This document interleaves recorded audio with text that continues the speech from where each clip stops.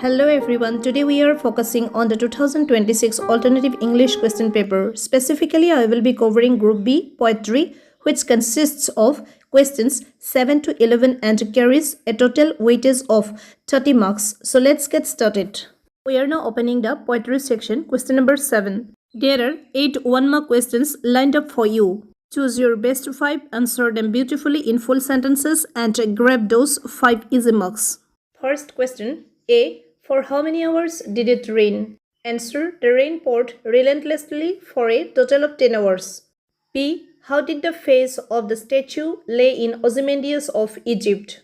Answer, in the poem Ozymandias by P.B. Shelley, the face of the statue lay shattered and half buried in the sand. C.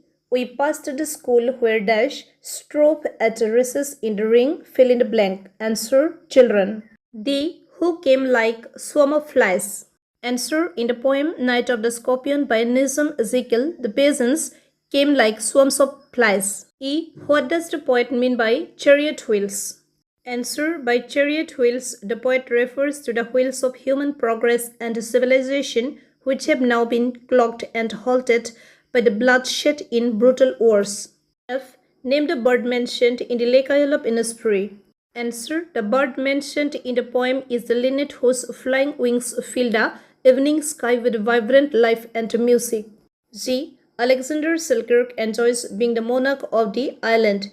Is it true or false?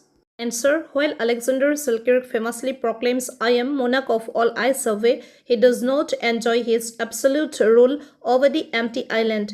His temporary sense of dominance quickly yields to profound despair, crushing loneliness, and an intense longing for human connection. H. What will the speaker plant at Innisfree? Answer, the speaker plans to plant 9 rows of beans on the island. Question number 8. Answer briefly any 5 of the following questions. Each question carries 2 marks, totaling 10 marks. A. Who were the occupants of the carriage in Because I Could Not Stop for Date? Answer, in Emily Dickinson's poem Because I Could Not Stop for Date, the carriage holds 3 distinct occupants. The first is the speaker herself, who is being taken on a final journey. The second is Date, personified beautifully as a polite, courteous, and kindly gentleman. The final passenger is Immortality, who rides along silently as a witness to the trip. Together, they move on a slow, peaceful ride away from life and towards eternity. B. What, according to Alexander Selkirk, were divinely bestowed upon men? Answer, according to Alexander Selkirk, in William Cowper's poem The 3 Core Blessings divinely bestowed upon men are society, friendship, and love. Being completely stranded in absolute isolation on a desolate island, he deeply laments the loss of these invaluable human connections. He believes these gifts are essential because they provide comfort, ease human sorrow, and enrich our lives through shared warmth and moral truth. C. What did the peasants say about the mother's previous and next births? Answer, in the poem, the peasants link the mother's intense pain directly to her karma. For her previous birth, they pray that this physical agony burns away her past sins. For her next birth, they believe it will lessen the misfortunes awaiting her in the future. They view the scorpion's poison as a spiritual cleanser, balancing good and evil. Thus, they comfort her by framing her suffering as a path to ultimate purification. D. What does the poet mean by the expression, peace comes dropping slow? Answer, in the Lake Isle of Innisfree, W.B. Yeats means that true peace cannot be rushed. It arrives gently and gradually, like the slow lifting of morning mist over the water. By escaping the chaotic city, he finds a calm that settles over the mind layer by layer. This peace unfolds in harmony with nature, from the silent dawn to the chirping crickets. Ultimately, it shows that a weary soul heals by slowing down to match the pace of the earth. E. How did the speaker understand that the sculptor read well the patience of the king? Answer, the speaker sees the king's real character in the shattered stone face. The statue still shows a heavy frown, wrinkled lip, and harsh sneer. These expressions prove that The sculptor perfectly understood the ruler's pride and cruelty. Though both men are long dead, those mean patience survive on the lifeless monument. F. How does the speaker understand that he is in hell? Answer. The speaker realizes he is in hell when a dead soldier suddenly stands up and stares at him with haunting, terrified eyes. Unlike the other unresponsive sleepers in the silent, dark subterranean tunnel, this man lifts his hands as if to bless him. It is the soldier's sorrowful, pity-filled, dead smile that seals the realization. Looking closely at the tragic expression, the speaker fully understands they are both in the underworld. G. How do the beasts react to the presence of Alexander Selkirk on the island? Answer. Based on William Cowper's poem, the beasts react to Alexander Selkirk with complete indifference and a shocking lack of fear because they have never seen a human. They do not view him as a threat and refuse to run away. This lack of reaction deeply distresses Selkirk as it highlights his absolute isolation from human society. H. Which figure of speech based on sound does Dickinson employ in her poem? Give one example. Answer. Emily Dickinson primarily employs alliteration as a sound-based figure of speech in her poem Because I Could Not Stop for That.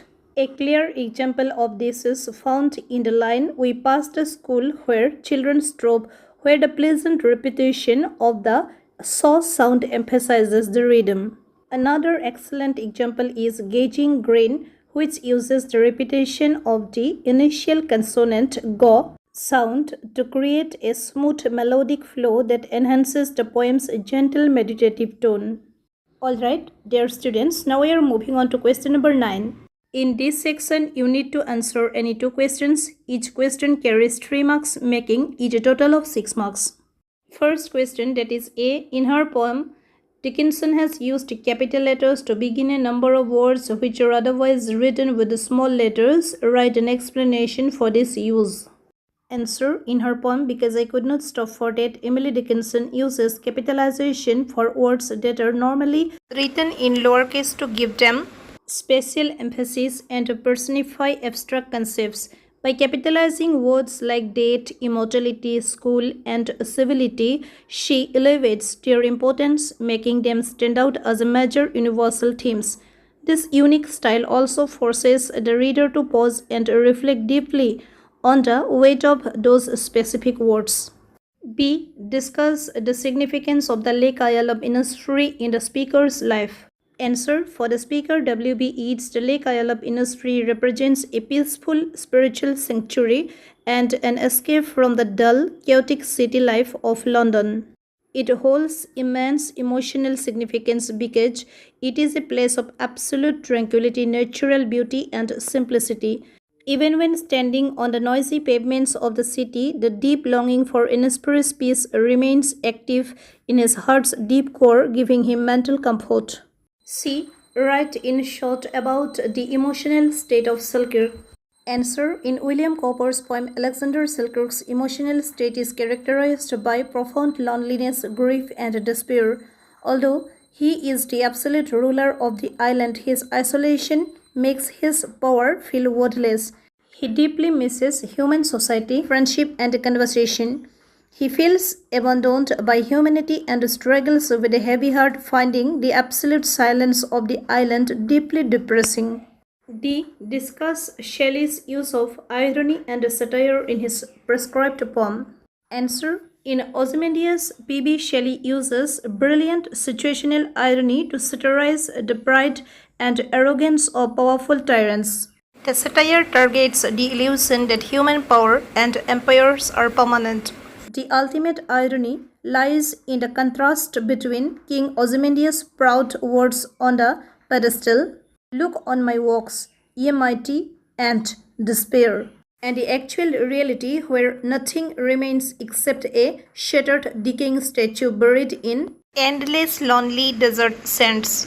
Now I am moving on to question number 10. There are 3 sub-questions under it, A, B, and C, and we can choose any one of them. This question carries a total of 5 marks. Also, in sub-questions A, there is an internal choice so that we can choose between the 2. A. Explain with reference to the context, nothing beside remains. Round the decay of that colossal wreck, boundless and bare, the lone and level suns stretch far away. Answer. Reference. These lines are taken from the sonnet Ozymandias composed by the romantic poet P.B. Shelley. Context. These are the concluding lines of the poem. The traveler describes to the speaker what he saw in the distant desert of Egypt, the final desolate state of the once mighty king Ozymandias' kingdom. Explanation. In these lines, the poet paints a stark picture of situational irony to show that all human power is temporary. All that remains of the king's grand works is a shattered, decaying statue. The words nothing beside remains emphasize that time has erased everything else. The phrase colossal wreck refers to the gigantic broken statue which now stands alone amidst an endless, boundless, and bare desert. The poem ends by focusing on the lone and level sands stretching into the horizon, symbolized as nature's eternal power, mocking the brief pride of a tyrant. Now, let's take the question that is put in the internal choice. There is mercy in every place, and mercy encouraging thought gives even affliction a grace, and reconciles man to his lot. Answer. Reference. These lines are taken from the poem Alexander Selkirk composed by William Cowper. Context. These lines appear towards the end of the poem. After expressing deep sorrow, loneliness, and despair over being completely isolated on a deserted island, the speaker, Alexander Selkirk, experiences a shift in mindset and finds comfort in religious faith and the omnipresence of God. Explanation. In these lines, Selkirk realizes that God's compassion and mercy exist everywhere in the world.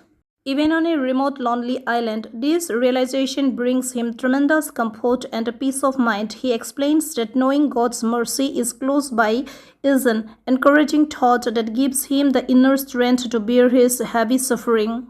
This divine grace helps sweeten his bitter affliction or sorrow, making his harsh environment easier to tolerate. Ultimately, this spiritual awakening helps him accept his difficult situation peacefully, reconciling him to his lonely fate on the island. Tent B. Strange Meeting is a classic war poem that captures the hollowness and futility of war. Justify this statement. Answer. Yes. Wilfred Owen's poem Strange Meeting is a quintessential war poem that vividly captures the hollow and futile nature of armed conflict. The poem uses a surreal setting, a subterranean hell, to make its point. The speaker, a soldier, meets his enemy in death only to realize they are identical.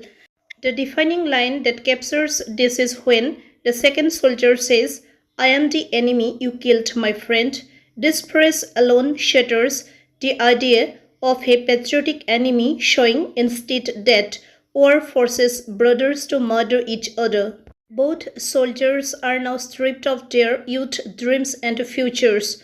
Owen uses their mutual destruction to illustrate the utter pointlessness or futility of national hatred, proving that war achieves nothing but empty loss and tragic death. The poem is a sorrowful plea against the waste of human life, showing that victory is hollow when both sides lose. Tent C. Write a note on the central theme of the Night of the Scorpion. How does it develop in the poem? Answer. The central theme of Nazim Ezekiel's poem The Night of the Scorpion centers on the conflict between traditional superstitious beliefs and modern scientific rationality, ultimately wrapped in the pure selfless nature of a mother's love. Development of the theme. The superstitious approach. The theme develops right after the mother is stung by a scorpion. The illiterate peasants rush to the house like swarms of flies. They look at the tragedy through deeply spiritual and superstitious lens, believing that the mother's current pain will burn away the sins of the past life or decrease the misfortunes of her next life. The rational approach. In sharp contrast, the speaker's father represents scientific rationality. He is a skeptic and rationalist who ignores the peasant's mantras. Instead, he uses practical methods, trying powders, mixtures, herbs, and even pouring paraffin over the beaten toe to set it on fire to neutralize the poison. The climax and resolution. After 20 hours, the poison finally loses its effect naturally. The poem reaches its emotional peak at the very end when the mother speaks her first words. Ignoring all the chaos, rituals, and her own intense suffering, she simply says, "Thank God the scorpion picked on me and spared my children." This beautiful ending shifts the focus from the clash of beliefs to the ultimate theme of universal motherly love. Now let's take question number 11. Give answers to the following as directed. A. Write the meaning of the words given below. This question carries 2 marks. Words are respectively 1. Visit, 2. Scarcely, 3. Trek, 4. Swim. Respective answers are 1. A person's face or facial expression, 2. Barely, hardly, only, just, 3. A long, arduous journey, especially one made on foot, 4. A large number of insects or other small creatures in motion. B. Give antonyms of the following words. Total mark 1. Words are 1. Colossal, 2. Loud. Answer number 1. Tiny or small. Number 2. Quite silent or soft. C. Give synonyms of the following words. Total mark 1. Words are Titanic, recess. Answer 1. Gigantic, huge or immense. 2. Break, interval or nook. That's it for today's video. I would love to have your support as we build and grow this channel together. Thank you so much for watching.